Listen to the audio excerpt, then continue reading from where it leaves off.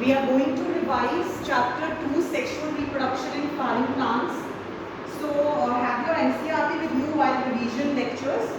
Page 20, we will be starting with the revision of chapter 2. So how we are going to go about doing the revision is that whatever bold terms are there in your NCERT, we need to focus on those bold terms, what it means and what types of questions can come out of those topics. So first of all, the first diagram of this chapter is flower. What are the different parts of a flower? We should know that it is pistil, stamen, carpel, then petals, and two terms we use, androecium and gynoecium. So first of all, what is carpel and what is pistil? Carpel is the singular form of the female reproductive organ and collection is called as pistil. The organ in which it is being placed inside a flower, that is called as gynoecium. Now coming to stamen. What are stamens? Stamens are the male reproductive parts and the collection of that is called as androecium, means in which organ it is constituted. That is the male reproductive organ. Then the colorful part of the flower are the petals, which will attract the different insects, which is useful for pollination purposes. Then there are sepals also, which are the leafy structures below the flower which we see. So collection of petals would be called as corolla. When we talk about collection, means we are talking about different floral balls. And a collection of sepals will be known as calyx. Next, let us look into the male and female reproductive organ one by one. So firstly, let us look at stamen. So if we see that stamen, structure of the stamen, it will be a long filament and there will be this type of a structure which is having two lobes. It is called as anther and this part is filament. Now the term for anther which is used is that the anther is bilobedicus. Bilobedicus. What it means? That it is having these two lobes we can see. Each lobe has two compartments. So inside this one compartment, second, third and fourth. So that is why it is called theca means compartment, di means two. So each bilobe anther is having two compartments, two theca. So that is why this is dithecus, total 1, 2, 3, 4. So if you see the cross section, if you cut it like this, you see the cross section, what you will say that it is a tetragonal structure. Why tetra? Because 1, 2, 3, 4. These parts will be clearly visible when you do the cross section of anther. So it is bilobe, dithecus and also it is a tetragonal structure. Then inside this anther, what is present? It contains microsporangia. So if I just draw this part, okay, these four regions are there. Every every corner will be having a structure which is called as microsporangia. Inside this microsporangia, pollen grains are formed. So pollen grains further will form the male gamete. So what is the source of formation of male gamete? That is this microsporangia, which will form the pollen grains. When pollen grains will be released, they are going to form the male gamete. Then only fertilization will take place. Now let us see the structure of microsporangium. If we just see this one structure, let us draw it over here.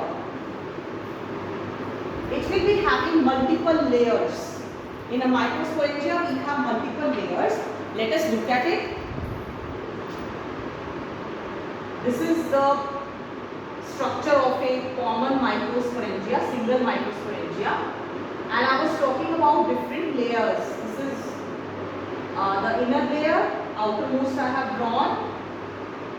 Then come to this one more layer.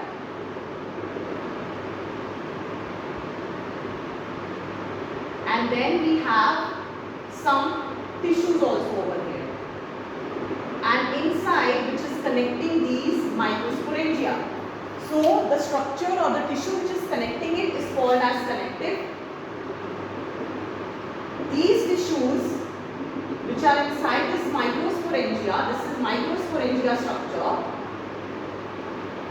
These tissues which are there, these are referred to as sporogenous tissue. The outermost layer is epidermis.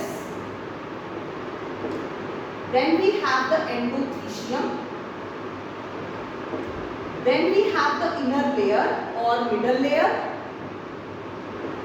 And finally, surrounding this sporogenous tissue, there is a nutritive tissue which is called as tapetum. So another important MCQ can come from this diagram, the sequence of structures which are there in a microsporangia. Outermost is epidermis, then endothelium, middle layer, then in the sporogenous tissue we can see it is surrounded by a very much nutritious covering which will provide the nutrition, that is tapetum, and then there is this connective which is joining the whole structure. Now let us understand how these pollen grains are being formed. Inside this sporogenous tissue which we are talking about here, each and every cell can give rise to a pollen grain. Each and every cell. So each cell is able to form this pollen grain. That is why each potential pollen cell is called as MMC. What is MMC? Microspore mother cell. So each cell of sporogenous tissue can act as microspore mother cell. What it will do? It will form the microspores. Because these will later on form the pollen grains. This will form the pollen grain. So this microspore mother cell can also be called as PMC, pollen mother cell.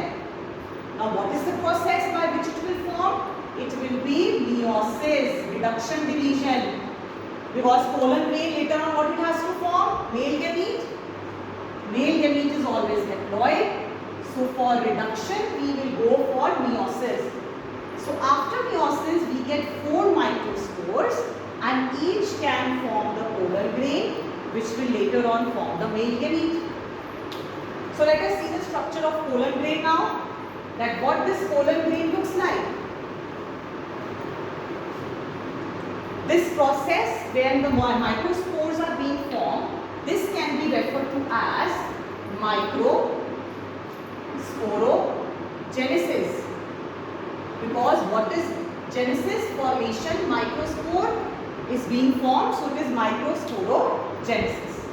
So let us see that these pollen grains, once they are formed, then how their structure is important, how they will go and fuse with the female reproductive part. So this pollen grain is having two layers. Outer layer is called as exine, inner layer is called as intine. Exine is made up of sporopollenin and intine is made up of cellulose and pectin. Always remember that the sporopollenin is the most resistant organic material available in nature because it cannot be degraded by any acid, high temperatures or alkalis. Then coming to the innermost, which is made up of cellulose and pectin. Now what will happen in this pollen grain, this is the pollen grain, there will be division, mitosis, so it will form 2 cells. The major cell is called as the vegetative cell, which is larger, and smaller is called as generative cell. Some pollen grains can be released at this stage. So this is the 2-cell stage. And some pollen grains, they will further, this generative will divide and form these 2 cells. So it is 1, 2, 3. So they will be released that 3-cell stage. What these two are? These are nothing but the male gametes which we are talking about. Now, related to pollen, many things are there.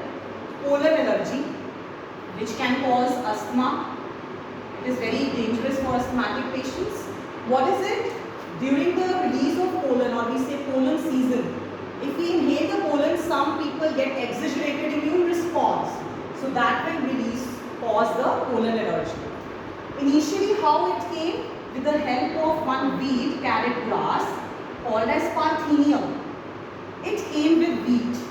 Wheat was imported and it came with this and it caused pollen allergy. Talking about its positive points, pollen can also be a very, very important nutritive source. It is used as a nutrient supplement for race horses, for athletes. It is rich in nutrients. And every pollen's viability varies. Means it can be from 30 minutes to few years or few seconds. That is why to carry out artificial hybridization.